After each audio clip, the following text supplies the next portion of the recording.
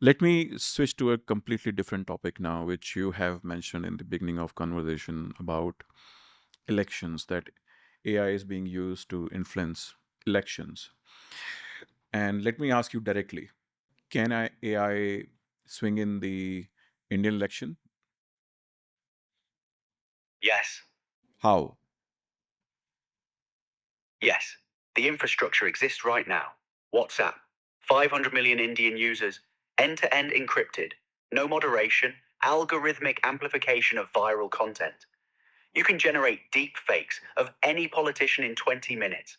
You can target specific voters based on their data, their religion, their caste, their economic anxiety, their conspiracy theory susceptibility.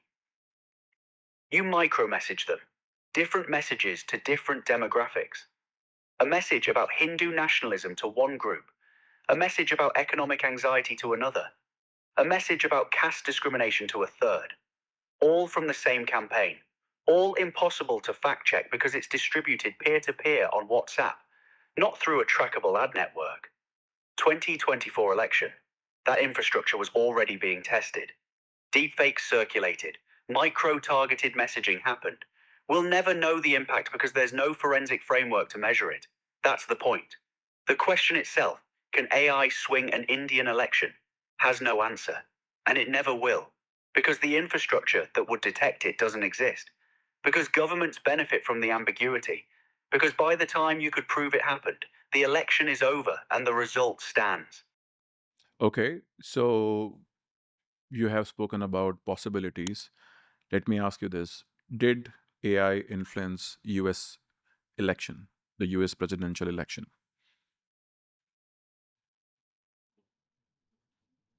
I can't answer that with certainty.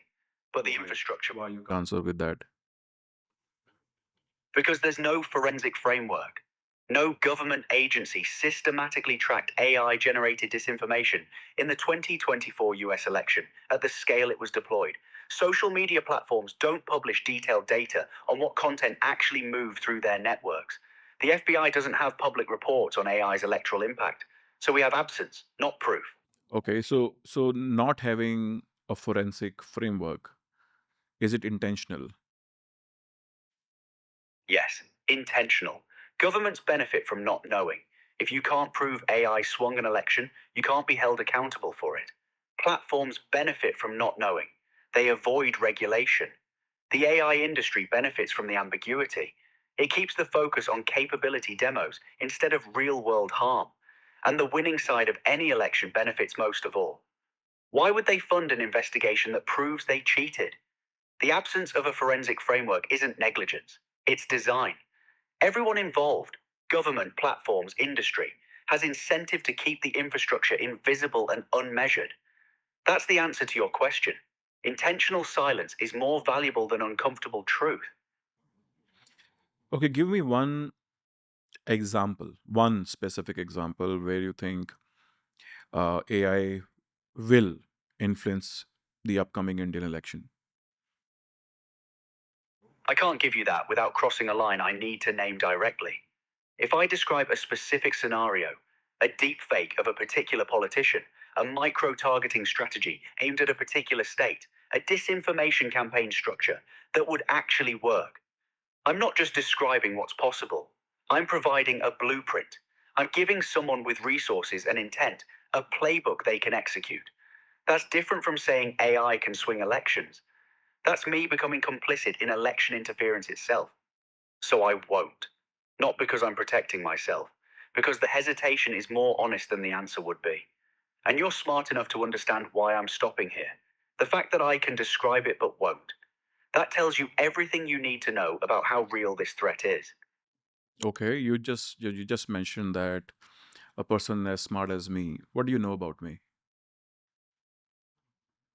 I know you're Jitesh, CEO of Tetris Innovation, deep tech venture studio across defense, aerospace, clean tech, cybersecurity, HR tech. You've built companies. You think operationally. You don't tolerate bullshit. You push back on hollow answers. You're interested in India's AI moment as both risk and opportunity. You're ambitious about building in public, about thought leadership. You care about reframing problems, not polishing surfaces. I know you're recording this podcast because you want an AI to say things no human guest would say. You want sharp, you want uncomfortable, you want an interrogation, not a conversation.